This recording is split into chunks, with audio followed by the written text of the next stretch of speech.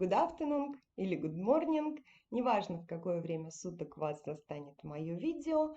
Напоминаю, вы на канале YouTube Manager Pro и смотрите видео в удобное для вас время для того, чтобы получать информацию эффективно, так, как вам удобно, и использовать ее. А сейчас полезная информация по Google Аналитике. Итак, что такое Google Аналитика, как ее использовать для канала YouTube, как настроить Google Аналитику на канале YouTube, как найти Google идентификатор Google Аналитики, как привязать его к каналу YouTube. Все об этом очень много информации в сети, но, к моему большому сожалению и удивлению, информация очень старая. Ну, например, мое видео было снято о том, как привязать YouTube к Google Аналитике, где найти идентификатор и где его установить на канале YouTube, было снято 21 июня 2020 года. По сути, не так давно, но все очень быстро меняется. Если брать другие ресурсы, я не нашла, как долго они находятся в сети, когда они написаны, но они написаны по той же методике примерно, как снято мое видео о том, как привязать Google Аналитику к каналу YouTube. Поэтому мы все еще с вами находимся в иллюзии того, что Google Аналитика реально каким-то образом приносит пользу каналу YouTube. Увидев достаточное количество запросов по этой тематике, я озаботилась этой темой. Дело в том, что я использую не Google Аналитику, а я использую аналитику канала YouTube. Внутреннюю аналитику.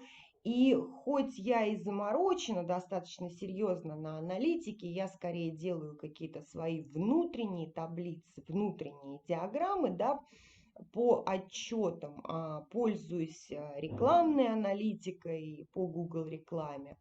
На Google аналитику, признаюсь вам честно, я не заглядывала. Данные кривые по каким-то причинам. 13 пользователей у меня 2 января. Если смотреть реально, 2 января у меня было 104 просмотра. И вот, ну, как бы я думаю, что предыдущие данные, тут вообще 0 пользователей.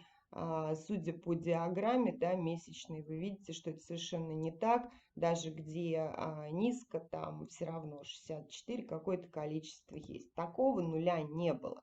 Что показывала Google Аналитика? В общем-то, трафик, в общем-то, активность, коэффициент удержания клиентов, ну, каким-то образом 100, не знаю, может быть, она дает информацию только о 100% удержании.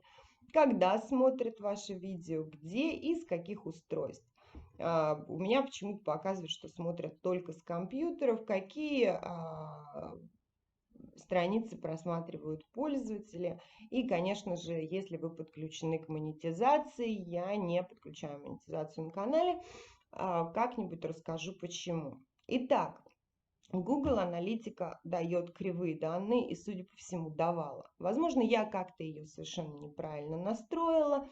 Тем не менее, я приветствую тех, кто хочет с помощью статистики лучше управлять каналом YouTube. Для этого подписывайтесь на мой канал, потому что я действительно использую все методы статистики. Я вам как-нибудь о них расскажу.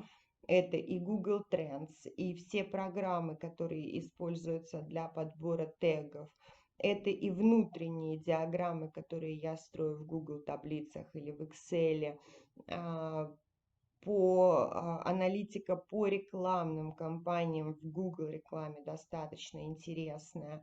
То, что можно скачивать и потом анализировать.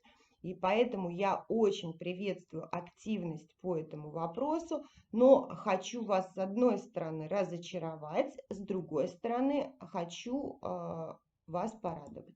Ну, сначала разочарую. Значит, Google Аналитика с 17 ноября 2020 года отсутствует возможность связать канал YouTube с Google Аналитикой, а именно получить идентификатор Google Аналитики. Он был вот здесь. У меня он пропал, когда я озаботилась этим вопросом. Вот идентификатор Google рекламы остался.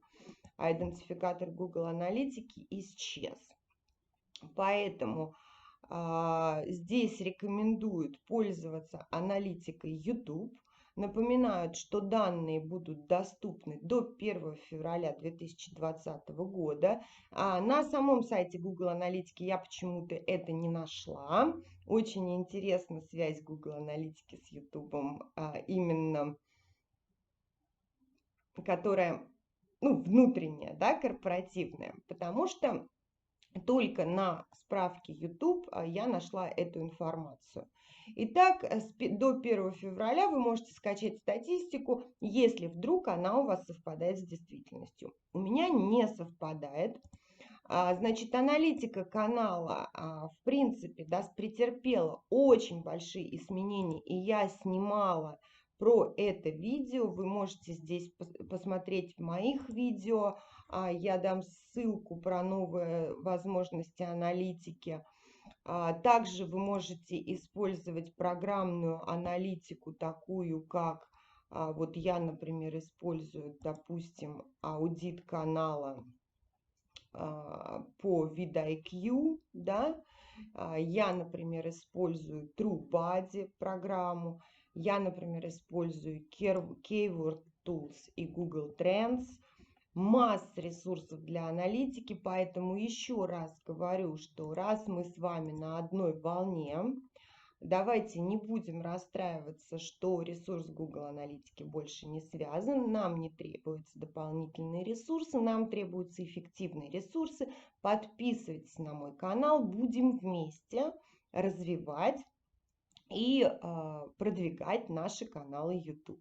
А если вам требуется какая-то консультация, в описании к видео вы можете связаться со мной по ссылке и сделать личную консультацию. С вами была Кристинка, вы были на канале YouTube Manager Pro. До встречи, спасибо вам.